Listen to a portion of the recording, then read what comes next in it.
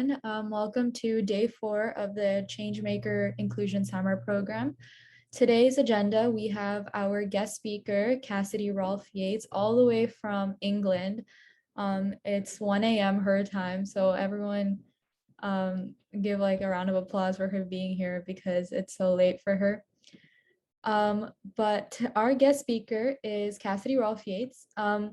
Cassy has almost completed her degree in sports coaching and psychology at the University of Winchester. Aside from her institutional education, Cassy is a karate coach. She has competed both nationally and internationally in karate. In 2013, she was awarded the Southeast Regional Student of the Year. She enjoys many hobbies aside from her main occupations and is a strong advocate for anti-bullying and anti-discrimination in neurodiversity. Cassy has autism, and today she's going to share with you all her journey through education, sports, and more, and her life lessons along the way. A major takeaway from today's presentation, which you all should keep in mind when formulating your advocacy projects, is to consider her perspective on life experiences. Each project is covering a different part of accommodation for neurodiverse people. However, for those of us who do not identify with being neurodivergent, we want to make sure that we don't speak on behalf of neurodiverse people and overrule their experiences. Please listen closely to Cassie's experiences, lessons, and thoughts to gain a full perspective on how a neurodiverse person may perceive the world around them. With that being said, I'm going to pass the stage to Cassy. Cassy, you may begin sharing your screen and begin whenever you're ready.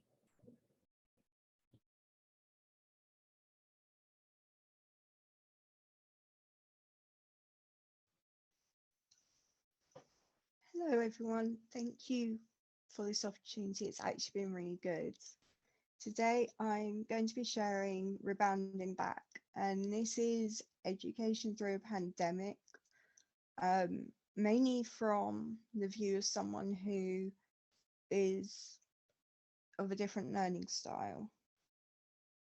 The one quote that I always hold close is, whatever you believe you can achieve. I'm going to be honest, I didn't think I'd get to the end of my university degree at one point, but deep down I knew I wanted to. And I just had to believe in myself. And that was probably the hardest part if I've ever found. So just a quick outline of who I am, where am I? Education prior to the pandemic, during the pandemic, and coming out and just rebounding back. What next? And during the time of education and things that I have learned that are most important. So I am Cassidy, but I prefer Cassy. I have autism and I live in the United Kingdom.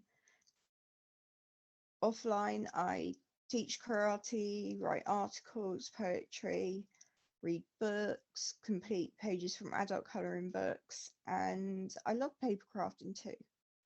I also volunteer at Steam Railway, and it's a heritage site, and it is recognised by the Heritage Lottery funding.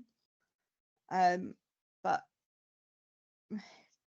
so now I'm going to go into education before the pandemic, and there is questions from time to time, and one of the main ones for me was, have I grown since the pandemic and before?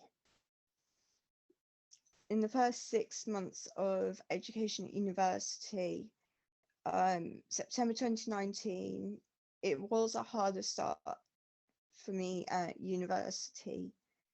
I didn't really have confidence, didn't have trust, and it was becoming a challenge, not only in understanding the world, but it was a world that was just continuously changing, and I was taking on more responsibility because I was getting myself there.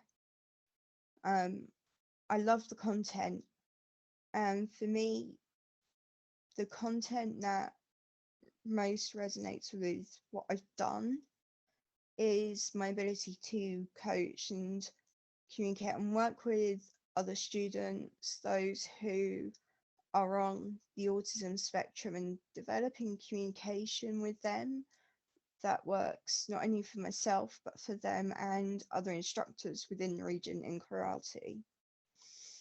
Um, if it hadn't been for my boyfriend in that year as well, I don't know if I would have had the strength to continue pushing the way I had been. Although we're a 4-hour journey apart, he always messages me to say, I'm proud of you for what you are doing, because he knew my struggles with education, he could relate. And I think that was what the first part was. But at the same time, I just grew in confidence. And he helped me see that not everyone is unkind, not everyone learns the same, and that's okay to learn in a different way to others. In February 2020, at this point, we had the coronavirus outbreak. In the news, often you have people who were dying from it, and then when it first came to England, it was scary. And it was scary because I didn't really understand what was going on around me. But at the same time, I didn't know what was to be concerned about. And I think when you don't really know what to be concerned about, it does make it a lot harder as well. It got to February 2020 and my world did change. And it changed in a way that I never expected.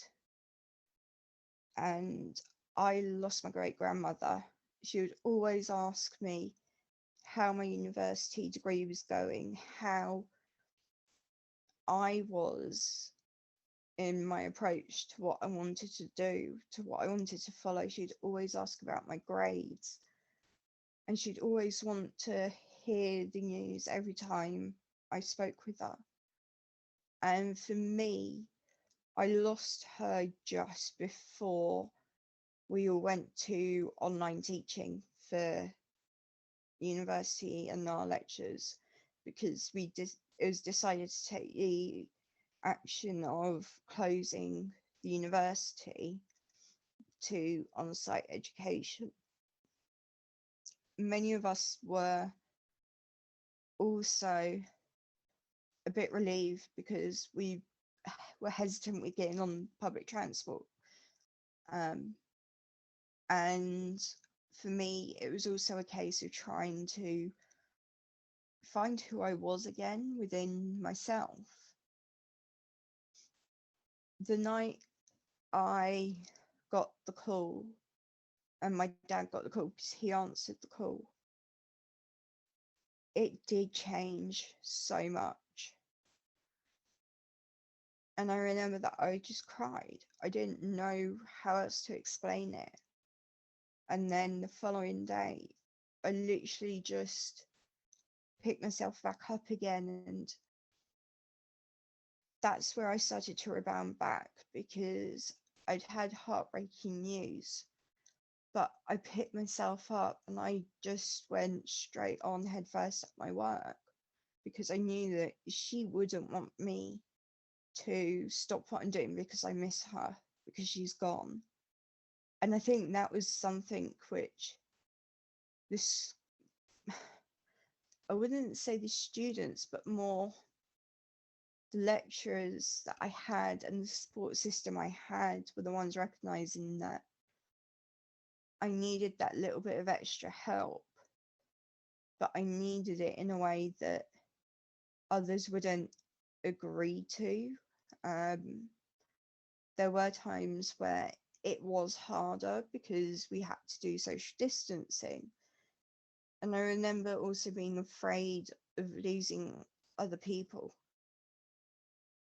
And it became very challenging because everyone else kept moaning about doing the online work, doing the online education. But the truth in the matter is that actually, although it's a hard time for everyone else, it's what helped me become the person I am now.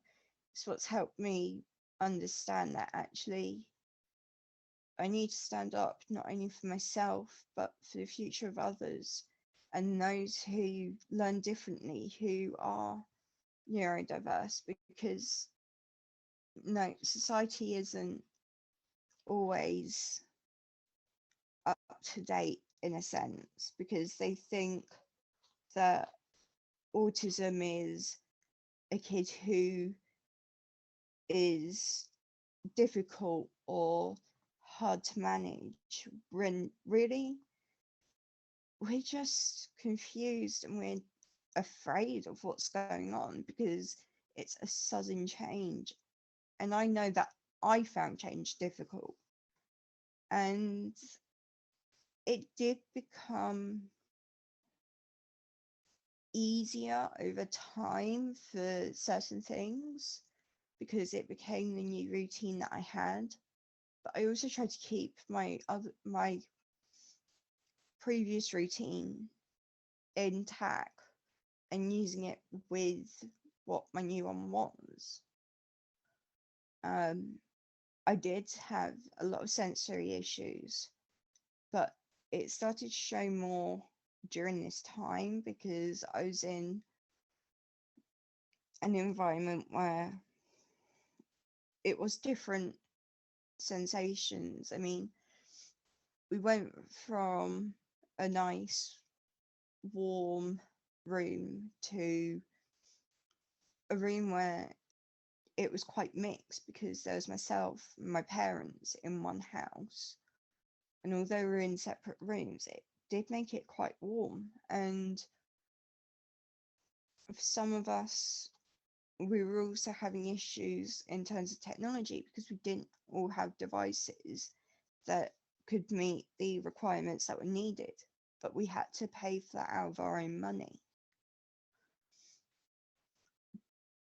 At this point, education during the pandemic was when it really kicked in. It was in the first weeks.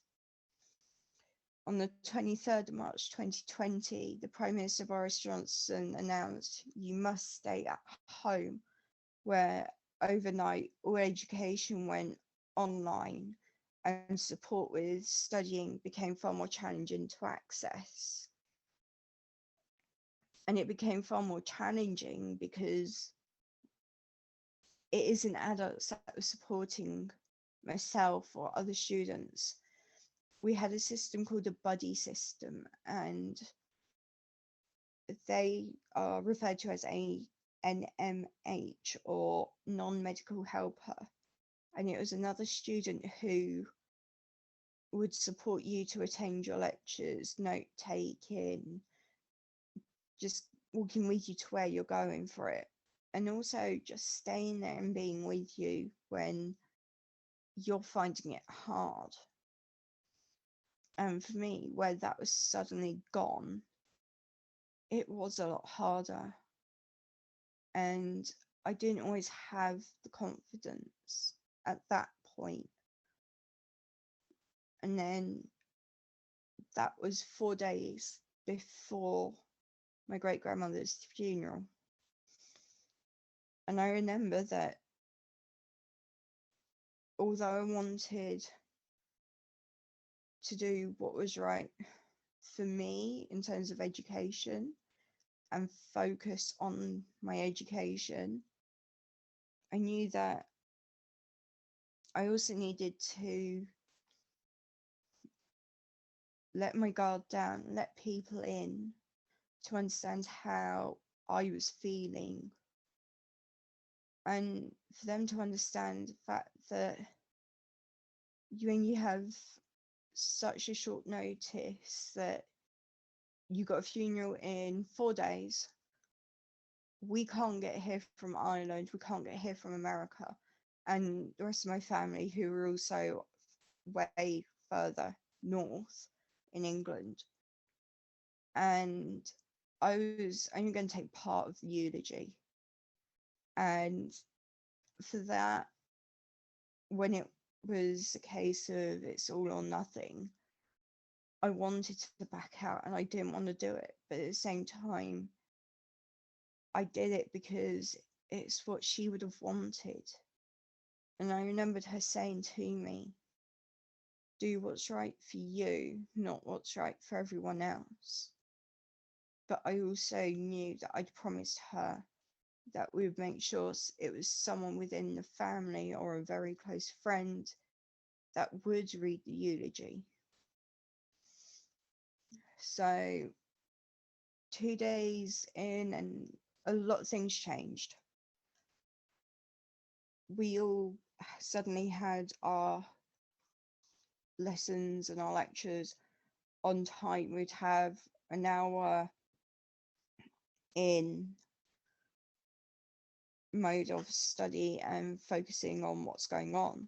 We would then have a 15-minute break so that our eyes could have a break from looking at a screen all the time, so that we could sort of like grab something to eat or a snack or a drink, or even go and open a window if it was hot. And I think when we got to the end of sort of the 15-minute break, we'd all come back, we'd all make sure we're all back again into the call, and then we'd jump in and we'd do another hour, and then we'd have another 15 minutes off. And at one point I was doing that 3 times a day, because I had one lecture at that point. And then I had 2 meetings that same day, but where it all went from being in person to online, it did change how things were approached, and it wasn't always for me the online support because it didn't work. And then on the 26th of March, and that was a Thursday, and all of a sudden we got a lot more in terms of support from the university.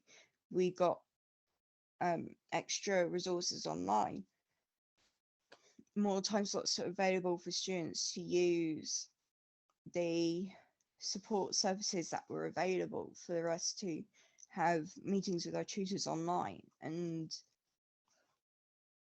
when that change came in, it made a difference because people weren't so stressed, and it actually met the needs of myself. And as selfish as that does sound, I would sometimes find that I couldn't always do the times that they wanted, as I had appointments in terms of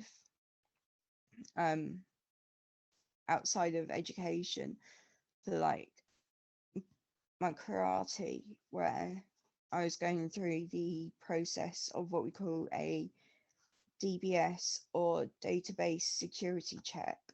And that's because I would be volunteering and teaching kids, adults, vulnerable children, vulnerable adults, and we had to have our clearance.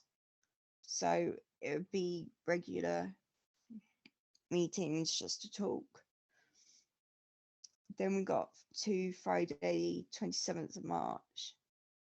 At this point, we were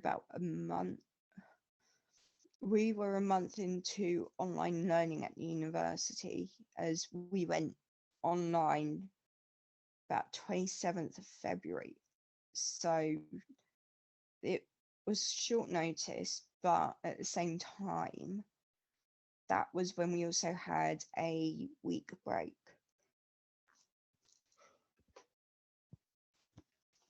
Sorry, it is late for us in the UK.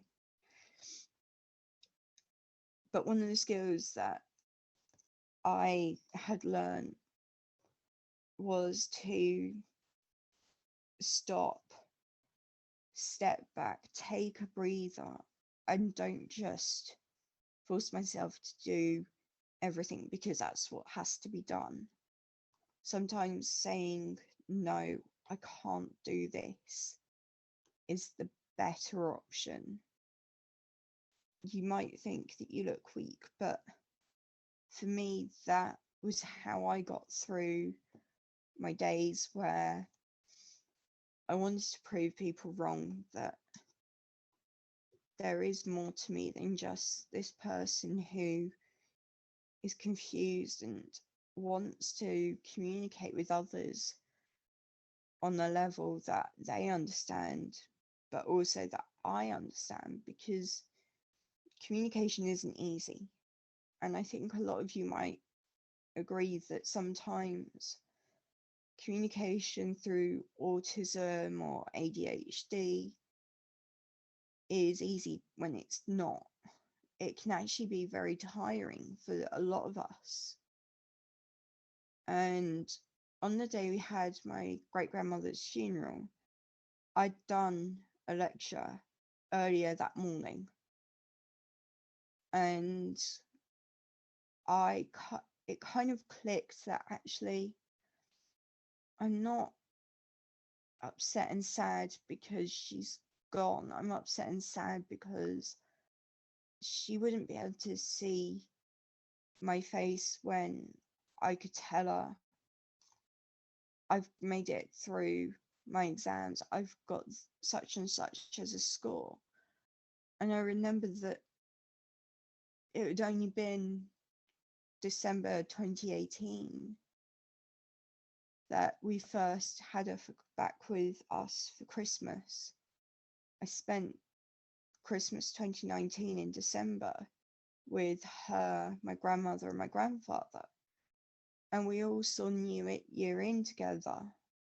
And the next minute, she was gone. And it was hard. And that's kind of how it felt with education.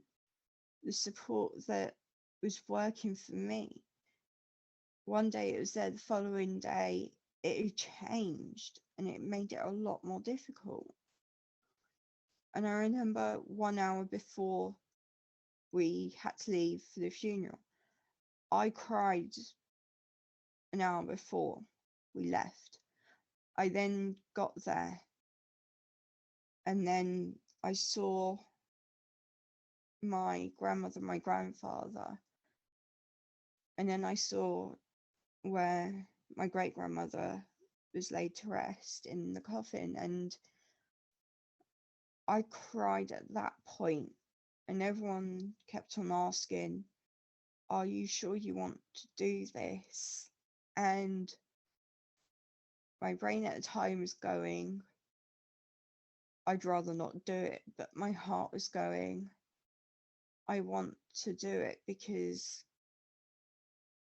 it isn't that I proved to myself I'm a stronger person. I wanted to do it, and I didn't want others to think that I'm only doing it for the sake of doing it. I wanted to show them that actually it's okay to hurt and it's okay to cry. And it was at this point where suddenly everything clicks for me in education. It isn't about what I can and can't do. It isn't about what others say I have to avoid. I can't do this and I can't do that. It's about doing it and to build my confidence and to just bounce back. I mean, I read the eulogy, I read that, and I didn't break down. I didn't cry. But afterwards, we hadn't even left the building, and I just broke down. And my mum hadn't seen me like that in ages. People thought that I was just really upset by it. And looking back now, it wasn't so much what I had to do. I was upset because I suddenly realized I can do it, and I can do what others think I can't do and shouldn't be able to do. And for so many days afterwards, it actually helped me turn around and just go, actually, I can do it.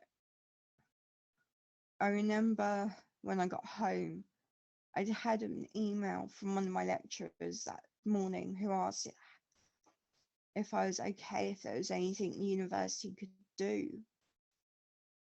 And that was what made my confidence grow. And that was what made me see actually more people need the support to just find who they are and to actually help them understand that others want to learn to understand them. But at the same time, we don't want them to speak on our behalf. As Megan said, it isn't about speaking on behalf of someone who is neurodiverse. It's about who you are as a person, as a community.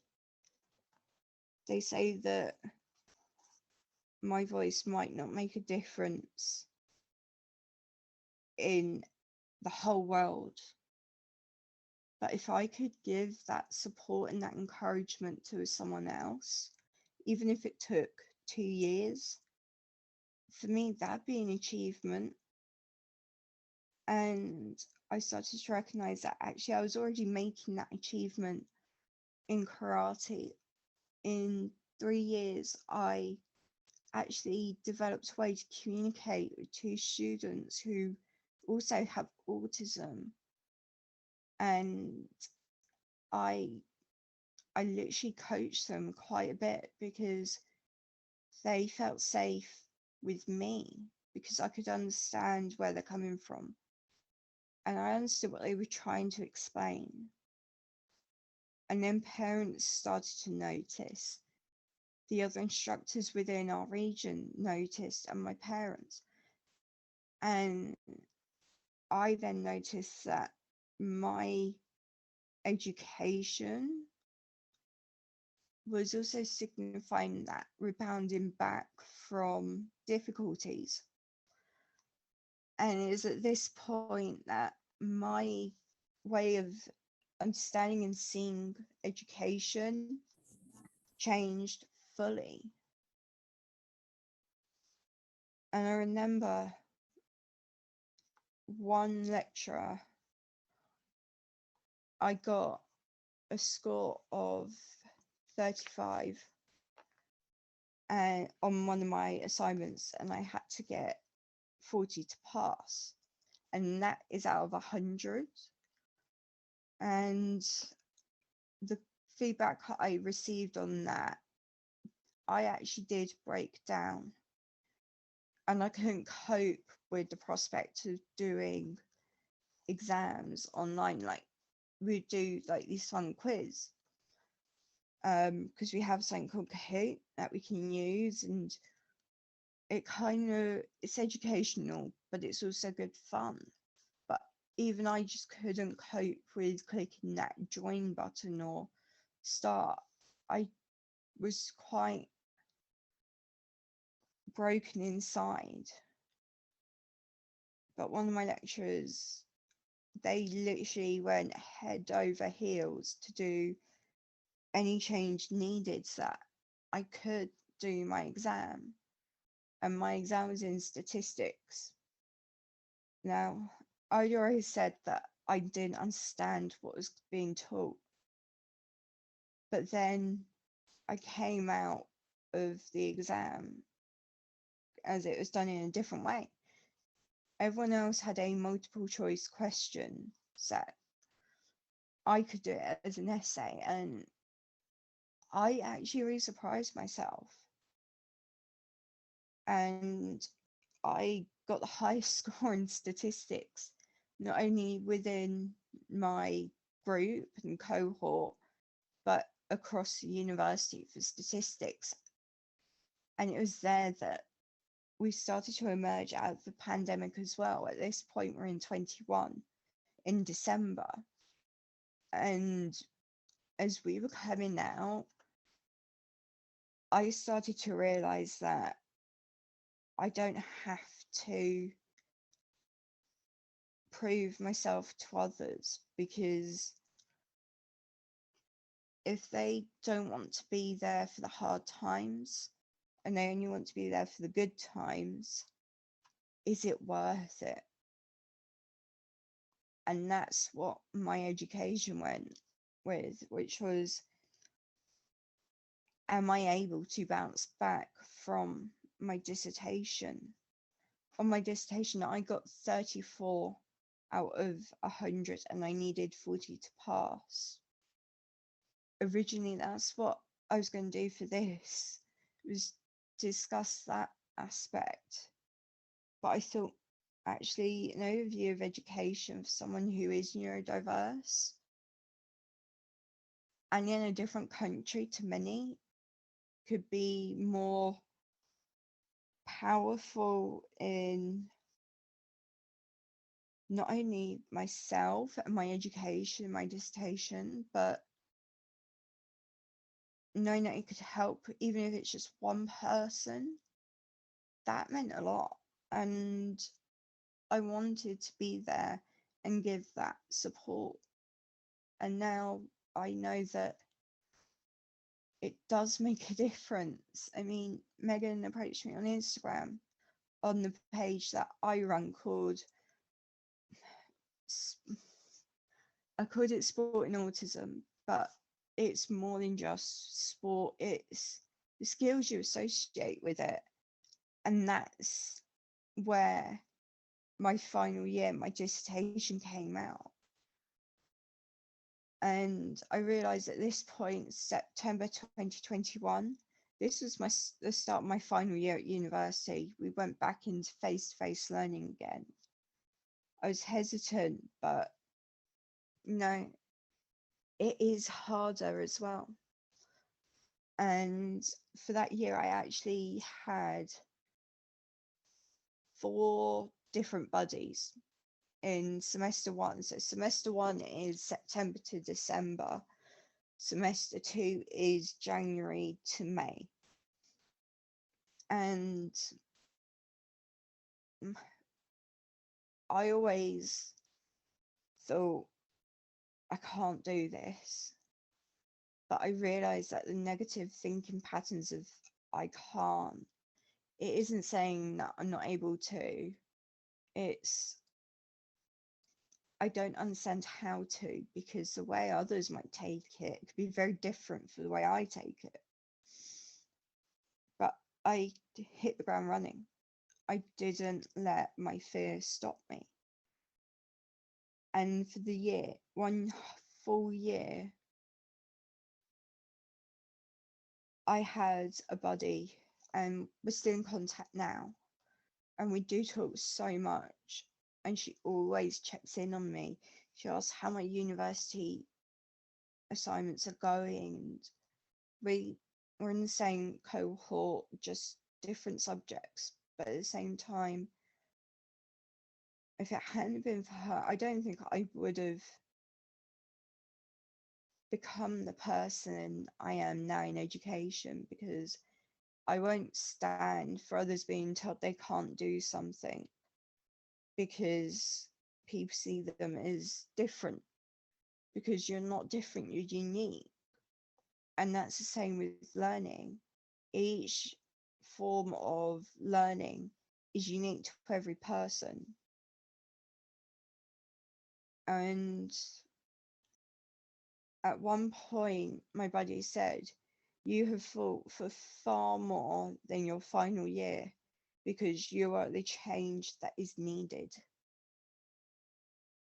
And that gave me the confidence.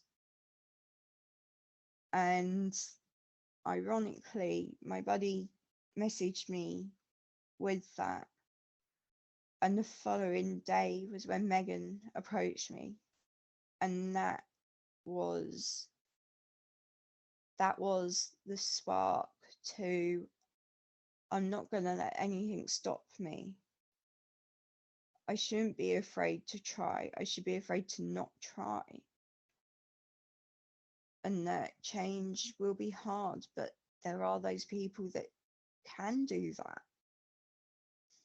And on my first day back after Christmas, I was on crutches, and as I was heading up to campus after a 45-minute bus journey and then hopping one end to the other in about 20 minutes to get to university, my lecturer said to me, "You have just come back from a third round of having COVID-19. You're on crutches, but still you arrive on time, and yet the other students arrive 10 to 20 minutes into the start of lecture." And it made me realize that I don't need to prove anything because it is actually already being seen. And after that, I really did hit running, and I was committed to my assignments. I was so committed to my dissertation. Yes, I didn't pass it first time, but sometimes the knocks down are the most important because you learn to get back up and rise above it, and you work out a different route.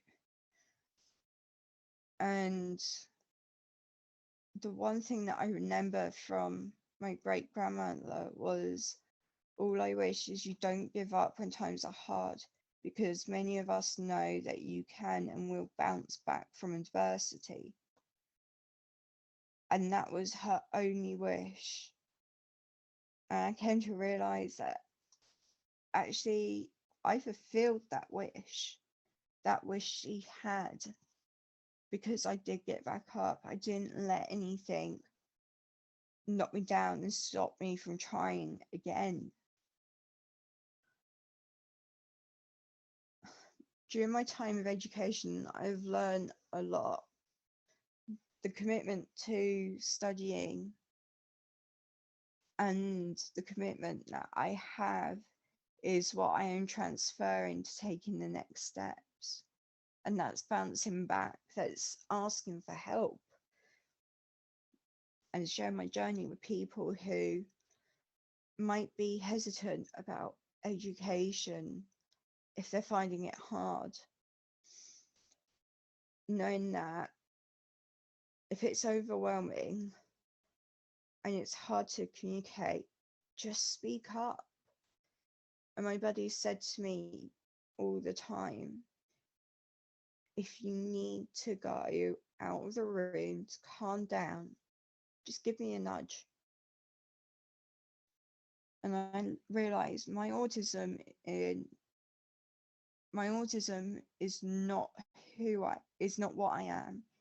It's who I am, because each person with autism or any other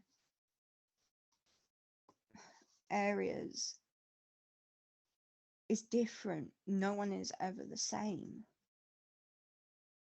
And this was my last day when I handed in my dissertation, and that was with my buddy, who I'm still in contact with. And yes, it was hard and it was scary, but I'm not giving up.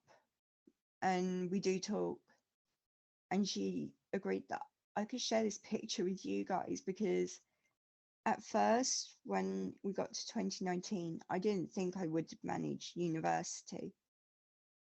And now this is where I am, and it's changed so much for me. I'd like to say thank you, and also thank you to Megan for asking if I'd do this. And thank you to you guys as well. Happy to hand over to you, Megan. Thank you so much for that presentation. If everyone could thank her in the chat or congratulate her for taking her time out today. It's almost 2 a.m. for her in her time. So it's really amazing that she took the time for you guys to speak for everyone today. So now we are going to, or actually really quickly, I would like to say that this presentation was a really good insight into what life is like being neurodiverse. And it's really important that you guys get a glimpse of what it's like and how you can use your projects to help people with that, because it's really important that we don't speak on behalf of anyone who is autistic or neurodivergent. But now we can move on to our Q&A. If you want to ask a question, please raise your hand in the participants section. And if you don't feel comfortable sharing your name or speaking aloud for your question, you are welcome to private chat your question to me and I will read it anonymously out loud. So to begin, okay, I have some private questions. But does anyone want to raise their hand and just ask? Okay, so Sahil, you can go ahead. Thank you for your presentation. It's a really inspiring journey, and I'm happy for you that you were able to hand in your dissertation. I had a couple questions. So the first one was regarding your statistics exam and how you were able to receive the highest score doing it in a free on a free response exam rather than through a multiple choice. What would you say was the benefit of doing it in free response? And would you say that that benefit is applicable to all subjects or just statistics? I'd say it's applicable to all subjects. It isn't just statistics. Within the United Kingdom and England, we have what's called reasonable adjustments. So it's making it accessible to everyone. So if I'm taking a class and we're doing, say, kata and karate, and we have someone who's a wheelchair user, you learn to work out with them what's right for the person, not what's right for you, because you make the reasonable adjustments and you don't always have to go to the extent like my lecturer did, because she changed it a lot. And instead of doing it as multiple choice, she gave myself the questions on a Word document, and I just put my responses in below that, and that for me was what made the difference, because it was made in a way that's accessible for me. Okay, thank I you. hope that answers. Yeah, no, it definitely does. And then the other question I had was regarding your description of communication. So you said that communication as a neurodivergent person can be tiring and difficult. So I wanted to ask, what do you think is an efficient solution, or like what efficient solutions have you experienced in your time as a student to this like roadblock in communication? So for me, depending on how it's tiring, sometimes it can be that I have to put in a lot of effort to talk with people or answer questions in lectures, but then that makes me physically tired. And sometimes that means that I just had a card that actually I might have in my bag still from my time of doing university. And I'm fairly sure I do actually. And I did that to help them understand. I can't find it right now, but I'll send a image of it to Megan and she can add it in. And it was a card that said, I'm good to participate right now, or I need a bit of a break from talking. At the same time, I'd use something called zoning cards. So it's 4 different colors, has a green, a yellow, a blue, and a red. Red was meaning I'm not coping because it's overwhelming in terms of sensory. Blue is I'm on the verge of being able to cope, but also at the danger point. Yellow is I'm bit uneasy with this, but I don't want to give up. And then green was, I'm doing fine.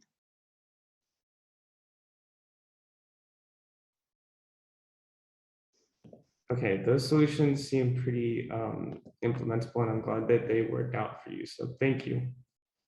Thank you. Prakruti. My question is, what are some difficulties you went through as a person with autism as you were growing up?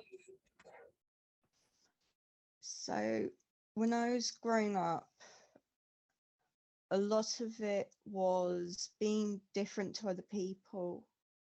And I remember in school, I would find it really difficult to communicate. I didn't have friends in primary school. I was bullied all the way through primary school. But in a way, it proved to me that looking back now, I've come out the other side and I've bounced back from the difficulties. But at the same time, I also refused to give up. And it was hard, but it was also rewarding because I was making the progress that others thought I would never make. And I remember being told by one person, you will never amount to anything. Well, I walked out of college with 3 distinction stars, and that was top grades. I got 100% on my college degree. And I got into one of my favorite sort of teaching areas in karate on kata, and I think from there it was just everything kind of fell in place rather than pulling everything in.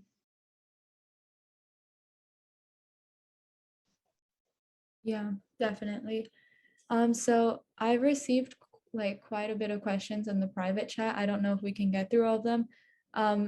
I'll get through as many as I can, and the ones that we're not able to get to, I will email to Cassy, and she'll respond to them for you, and I'll send you the response. Also, by the end of this meeting, I will add her contact information in the chat for those of you who want to contact her after the meeting.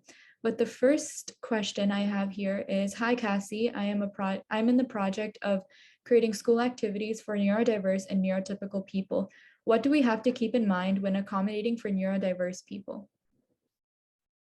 So that is actually a really good question. And I think it's allowing space that is safe, but at the same time, space where you can help those who have sensory issues. So like if it's texture, sound, because sometimes it's not always the obvious things. It could be things like smells. And I think it's making sure that you don't just look at autism, you look at others, like ADHD, because sometimes it isn't the fact that they're bored or there isn't anything to do. It's also helping them to learn how to manage things and how to regulate what they're feeling. Yeah, definitely. Very important to keep in mind. This next question I think is really interesting, so I'm going to read it aloud. It says, I am a high schooler from Minnesota, and I'm wondering how we can be respectful to autistic people, as in what terminology should we be using to refer to autistic people? Do we say that they are an autistic person or a person with autism? How can we be respectful in our terms? I think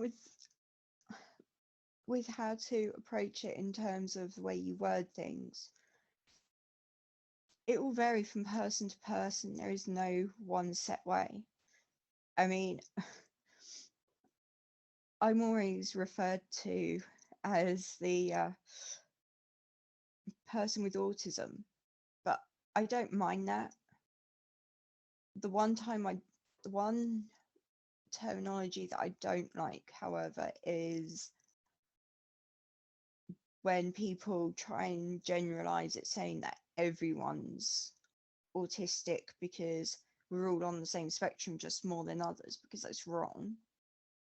I think it's being mindful, but also just using the initiative to ask the person how they would want you to speak to them and refer to them, not necessarily how to do it in general, but because of each person being unique and different to one another.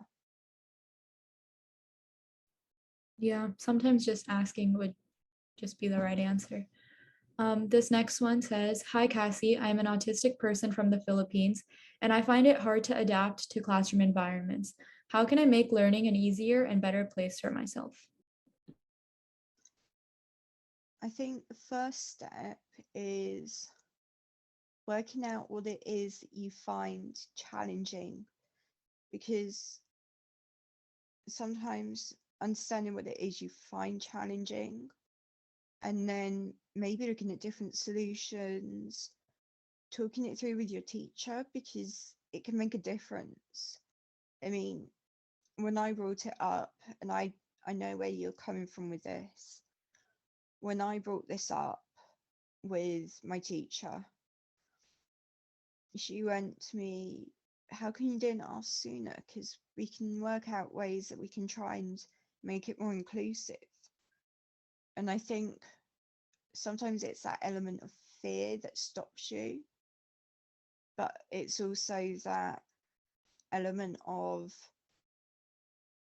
I can do it because there's nothing to stop me. Everyone says that there is no such thing as a silly question, and I do agree that. I mean, what do you say if someone goes to you, "How are you feeling today?" It's a broad spectrum, so it's working out whereabouts in the spectrum it is and whereabouts you are in understanding as well for you, and what helps you, say, in when you're at home or when you're out and about, and trying different ways. Awesome. This next question is interesting. How did you bring yourself to the mindset of using your own pain to help others? For me, I didn't get the support that I needed at first. School was always, "You're the problem, not the bullies."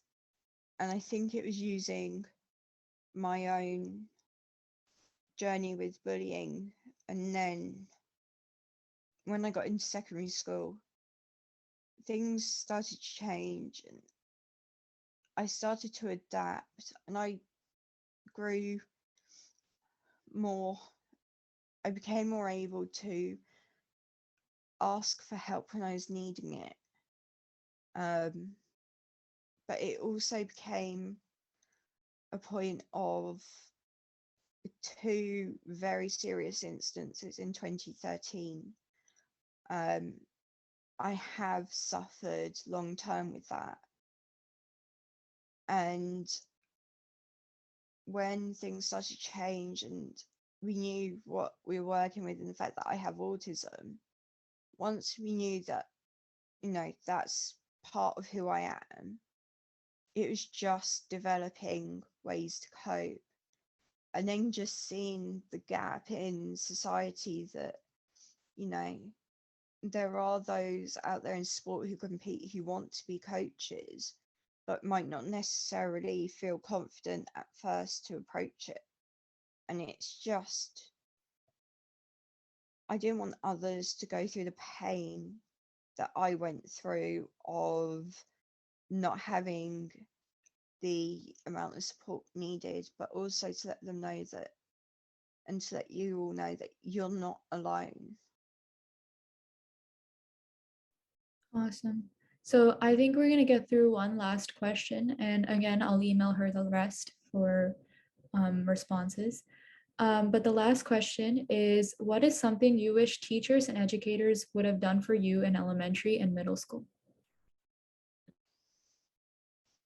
For me, just to listen to me, because when I would say that I didn't understand, it was always, well, why are you doing so well on your work then? And when I was saying to them, it isn't so much the work, it's the way you're explaining it.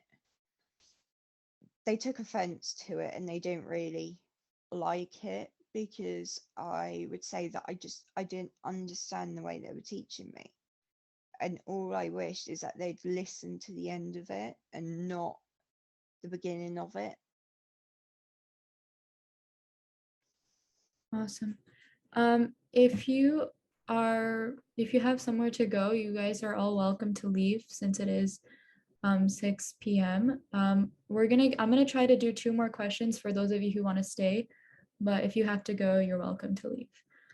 The next question I want to read is, what is something in relation to school learning that autistic people struggle with?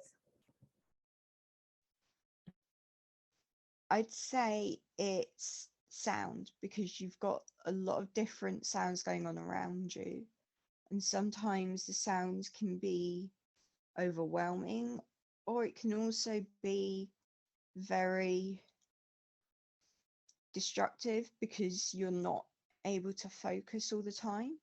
And so it's learning how to not only manage it yourself, but for them to understand how to help you. Yeah, for sure. So the last question I'm going to read is, hi, Cassy, I'm in a group that is creating a blog. What are the greatest struggles that we can write about that will raise awareness for autism in children? I'd say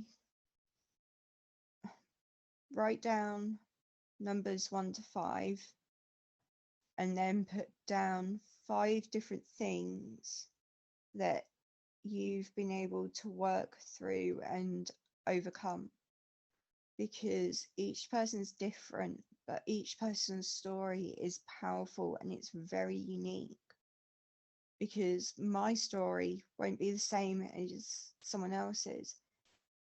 And it's just sometimes making yourself vulnerable to others and to what they can say back to you, but at the same time it's showing that, you know, you want to be there for the change and you want to help. Yes, definitely. That is definitely a really good topic, is talking about what activities people can do in a blog that would help raise awareness and also give solutions to people. So that is all the questions that we have time for today. If you do have any more questions for Cassy, you're welcome to email her or DM her in the contact information sent in the chat. Thank you everyone for staying, and yeah, you guys are all welcome to leave. Thank you.